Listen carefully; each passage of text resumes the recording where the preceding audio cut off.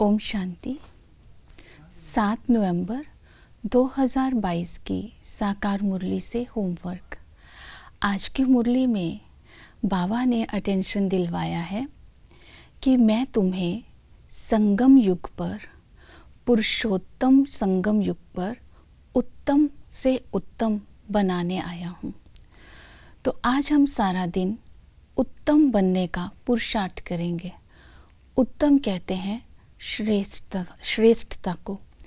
तो पुरुषोत्तम के दो अर्थ हैं। पुरुषोत्तम लक्ष्मी नारायण को भी कहते हैं, क्योंकि इस पूरी सृष्टि में से वो उत्तम पुरुष है। और पुरुषोत्तम का दूसरा अर्थ है, पुरुष है आत्मा। आत्मा को उत्तम बनाने का पुरुषार्थ कराते हैं। तो इसी तरह आज हम श्रेष्ठ स्मृतियों में रह करके अपनी स्थिति को, अपनी वृत्ति को, अपनी दृष्टि को उत्तम बनाएंगे। सारा दिन इन बातों पर अटेंशन रखते हुए हम सेवा करेंगे, क्योंकि आज की मुरली सारी सेवा के ऊपर है। तो पहली श्रेष्ठ स्मृति रहेगी, मैं ब्राह्मण कुलभूषण, मैं ब्रह्मावंशी ब्राह्मण कुलभूषण हूँ।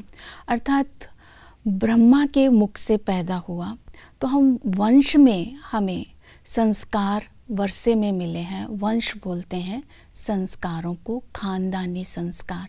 तो पवित्रता नए जन्म में हमें वर्षे में मिली है। तो इसी पवित्रता को अगर हम स्मृति में रखते हैं तो आज सारा दिन हम ब्रह्मचारी बनकर के रहेंगे। शंकर की तरह बैठना है और विष्णु की तरह विश्राम करना है, देवताओं की तरह खाना है, फरिश्तों की तरह चलना है। तो इस तरह ब्रह्मा के आचरण को फॉलो करेंगे। दूसरा हमें स्मृति दिलाई आज बाबा ने, ब्राह्मण अर्थात संपूर्ण निर्विकारी। इसके लिए आज हम स्वमान लेंगे, मैं सच्चा वैष्णव हूँ। वैष्णव किसे कहते हैं? जिसके संकल्प और स्वप्न में भी अपवित्रता टच ना करे, उसे वैष्णव कहते हैं। तो इसलिए आज हम स्मृति का तिलक लगा के रखेंगे और शुद्ध संकल्पों का भोजन करेंगे और सबके लिए पवित्र दृष्टि रखेंगे। ये हमारे नैनों की रोशनी होगी और सारा दिन हमारा कर्तव्य रहेगा दूसरों को ज्ञान सुनाना। अर्थात जो दलदल में, अज्ञानता की दलदल कहें या फिर विकारों की दलदल में जो आत्माएं डूबी हुई हैं, उनको बाहर निकालना है। अज्ञानता की नींद अर्थात कुंभकर्ण की नींद में सोई हुई आत्मा को बाहर निकालना है। ये हम ब्राह्मणों का श्रेष्ठ कर्तव्य है।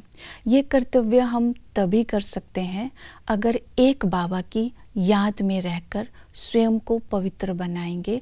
पवित्र दृष्टि, वृत्ति अर्थात बेहद की वृत्ति दृष्टि से ये सेवा करेंगे। तो इसी तरह आज सारा दिन इस बात को ध्यान में रखते हुए श्रेष्ठ स्मृति रहेगी। जो सच्चा ब्राह्मण होगा, श्रेष्ठ स्मृति होगी, तो वो सहज योगी भी होगा। तो सहज योगी योग भी दो प्रकार का है। एक तो है रमणीकता वाला योग। तो बाबा ने हमें सहज योग अर्थात रमणीकता वाला योग सिखाया है। तीनों लोकों को भिन्न भिन्न रूपों से, तीनों लोकों में जाना, भिन्न भिन्न स्वमानों का अभ्यास करना। आज बाबा ने सूक्ष्म वतन को याद किया और वहाँ ब्रह्मा विष्णु शंकर है, तो अपने सूक्ष्म शरीर को भी याद करेंगे। और संगम को याद किया, यहाँ ब्रह्मा सरस्वती है, तो अपने ब्राह्मण स्वरूप को याद करेंगे। और सतयुग को याद किया, वो हमारा लक्ष्य है नर से नारायण बनना, तो दैवी गुणों को भी इमर्ज करेंगे। तो इस तरह भिन्न भिन्न स्वमानों से आज हम याद भी करेंगे और तीनों लोकों की सैर भी करेंगे। और सहज योगी बनने के लिए बाबा ने कहा, इस संगम पर तुम्हें एक बाबा का सच्चा संग मिला है।